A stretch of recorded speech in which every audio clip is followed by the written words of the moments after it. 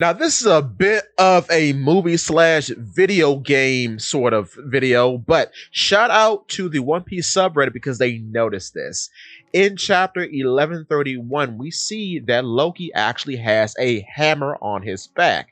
So, this is very interesting because with him being tied up with Seastone Chains, he may not be the only Devil Fruit user in this situation because I've often theorized that Usopp would get a giant hammer in Elbaf to make real of the claim that he has a hammer that weighs several tons. That's been present throughout the entirety of the series. But unlike those who were fake, this one would be real. But in addition to that, I've always said that the hammer would be some sort of Devil Fruit user. I've always thought that it could be a squirrel as a play on the squirrel that exists in Norse mythology named Ratatoskr. So, with this idea in mind, and seeing as how there are so many strong world animals in chapter 1131, I did a little research, and there is a squirrel that exists in the concept art for Strong World. But this squirrel also appears as an enemy in One Piece Odyssey, which is a video game. And there are multiple variants of this squirrel because these squirrels that live on Maryville, where Strong World takes place, are way bigger than the ones that exist on Wayford, which is where One Piece Odyssey takes place.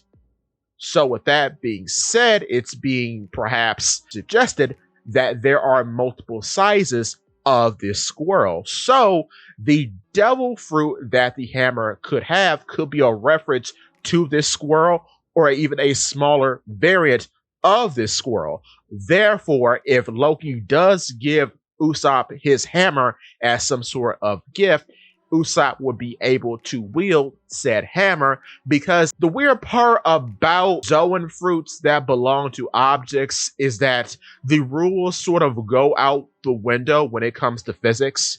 Because, for example, Spandam was able to wield Thungfried, right? But Thungfried turns into an elephant, even though originally he is a sword. And he has a hybrid state in which he's both at the same time, but his weight doesn't seem to affect Spandam.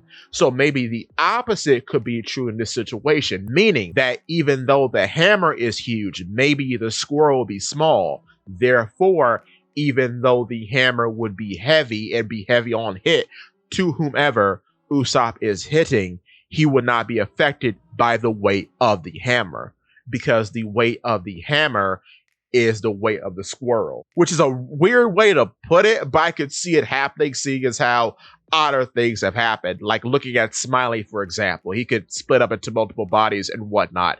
So I say all that to say, when you have animals who are actually weapons, logic tends to be whatever the story depicts it to be.